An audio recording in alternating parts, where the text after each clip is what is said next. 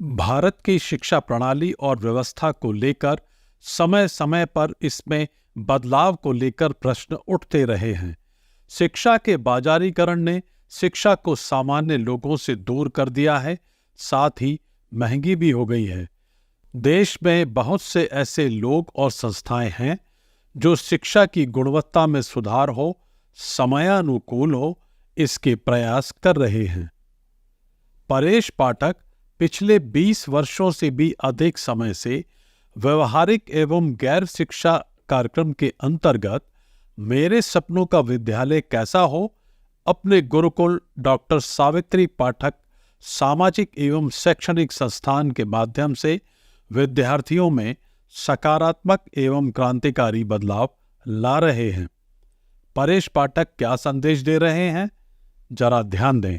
आचार्य परंपरा और वर्तमान शिक्षक आचरण और व्यवस्था में कोई प्रभावशाली अंतर है? देखिए, आचार्य परंपरा और आधुनिक शिक्षण परंपरा में जो मूल अंतर है वह यह है कि आचरण से आचार्य होता था। अधिकतर आचार्य जो हैं वो गुरुकुल में होते थे, पढ़ने के लिए गुरुकुलों में जाना होता था। प्रातः प्रथम पहर, रात्रि के अंतिम पहर के बाद सुबह के प्रथम पहर में उठना और वहाँ से अंतिम पहर तक की दिनचर्या गुरुकुलों की तय थी। और कभी भी ऐसा नहीं होता था कि छात्र उठ जाएं और उसके बाद में वे अपने आचार्यों और गुरुओं को उठाने के लिए जाएं। हमेशा आचार्य पहले से उठ चुके होते थे और वह अपने छात्रों को यह बताते थे कि उनको क्या आचरण आगे उन्हें करना है। इसी प्रकार रात में सोते समय तक, जब तक प्रत्येक गुरुकुल का छात्र सो नहीं जाता था और पूरी व्यवस्थाओं को देख नहीं लिया था, जब तक आचार्य सोते नहीं थे। कहने का मतलब यह है कि हर आचार्य अपने आचरणों से ये तय करता था कि उसे अपने छात्र को क्या सिखाना है। और यह सिर्फ दैनिक दिनचर्या तक ही सीमित नहीं था। हर वह कार्य जो सामाजिक जीवन में छात्र को करना है, वह सभी कार्य पहले वह अपने गुरु के आचरण में, अपने आचार्यों के आचरण में देखता था। आज बहुत से ऐसे शिक्षक हैं जो सामाजिक मूल्यों को, नैतिक मूल्यों को बहुत सी व्यवहारिक परेशानियों के कारण उस तरह से निर्वाह नहीं कर पाते। और जब वही छात्र अपने गुरुओं को उस नैतिक और मूल्य आधारित आचरण के विपरीत देखता है, तो उसके अंदर एक भावना जन्म लेती है और एक संघर्ष जन्म लेता है।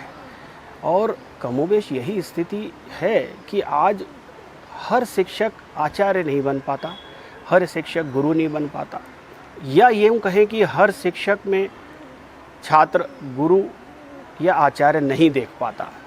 इस शिक्षण परंपरा में एक और बहुत महत्वपूर्ण अंतर था कि आचार्य और छात्र मिलकर किसी विषय का उत्तर खोजते थे। आज शिक्षकों ने यह मान लिया है कि जो भी कुछ उन्होंने अपने समय में पढ़ा वही अंतिम सत्य है। वह छात्रों के सामने विषय रखते नहीं हैं, वे विषय बताते हैं और दोनों मिलके उस विषय की उत्तरोत्तर प्रगति के लिए कार्य नहीं करते। एक कहता है और बाकी सब सुनते हैं। और इस पूरी प्रणाली के कारण जो शिक्षा का विकास होना था, ज्ञान का विकास होना था, वह विकास की जो परंपरा है वह रुक गई है। नई राष्ट्रीय नीति में, शिक्षा नीति में अभी रचनात्मक विकास के लिए बहुत कुछ रखा गया है, पर अभी उसको प्रणाली में लाना और अंतिम छात्र तक पहुंचाना एक बहुत बड़ी समस्या है। और संभवतः आगे आने वाले समय में हम इसको होते हुए पुनः देखें। 1947 के बाद क्या भारत में शिक्षा देने की पद्धति भी आजाद हो गई थी? 1947 के बाद यह सही है कि शिक्षा भारतीय नीति नियामक तत्वों के हाथों में आई। बहुत हद तक यह प्रयास किए गए कि हम हमारी वैदिक शिक्षा नीति से, पद्धति से भी बहुत सारी चीज़ें सीखें। विषय भी ऐसे सामंजस्य बिठाने का प्रयास किया गया कि हम अपने सांस्कृतिक विषयों को भी ध्यान में रखें और आधुनिक विषयों का भी समावेश हो। परंतु शिक्षा आज भी पूरी तरह से परतंत्रता के अधीन है, ऐसा मेरा मानना है। आज भी शिक्षा पद्धति एक तरफा एक बहाव के रूप में कार्य करती है और एक निश्चित समय तक छात्रों को यह आज़ादी नहीं है कि वे अपनी बातों को खुलकर रख सकें। पहले ये शिक्षा पद्धति प्रश्न से आरंभ होती थी। आपको ध्यान होगा कि अर्जुन का प्रश्न पहले आया और गीता बाद में आई, और इसी तरह से हर बड़े ग्रंथ का आरंभ किसी प्रश्न से हुआ। लेकिन आज छोटे से बच्चे से लेकर बड़े बड़े स्कूलों में आप जाएं तो अक्सर आप आज के शिक्षकों को एक शब्द कहते हुए सुनेंगे और वह है कीप क्वाइट। और अगर बच्चा शांत ही रहा और अपने प्रश्न का उत्तर नहीं दे पाया तो शिक्षा आगे बढ़ेगी कैसे?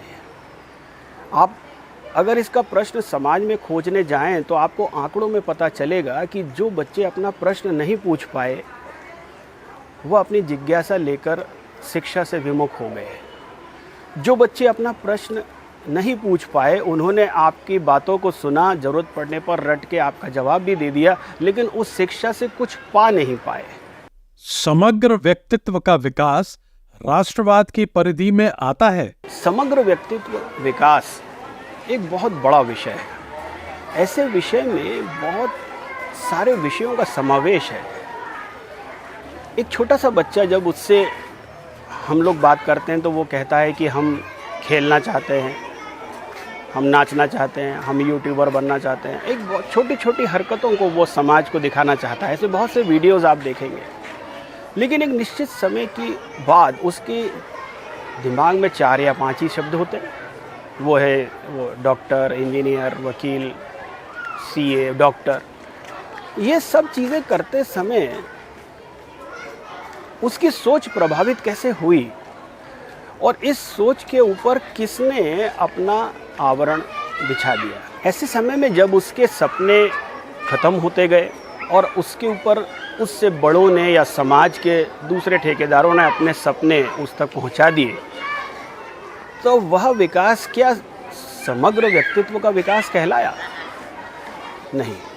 वहीं दूसरी ओर जैसे जैसे नैतिकता ख़त्म होती गई और व्यक्तित्व के विकास को सिर्फ रोज़गार से जोड़ दिया गया, तो आप ये देखेंगे कि थोड़ी सी शिक्षा प्राप्त करने के बाद छोटे गांव का व्यक्ति बड़े शहर आता है और बड़े शहर का व्यक्ति विदेश जाने के सपने देखता है। इस पूरी विकास की प्रक्रिया में राष्ट्र कहाँ है? राष्ट्र की बातें हम करते हैं, राष्ट्र का भूगोल छात्रों को पता है, लेकिन राष्ट्र की आत्मा कहाँ रहती है, वह किन चीज़ों में, किन मूल तत्वों में पाई जाती है और उसके विकास के लिए उसे क्या करना है, यह भूमिका स्पष्ट नहीं है।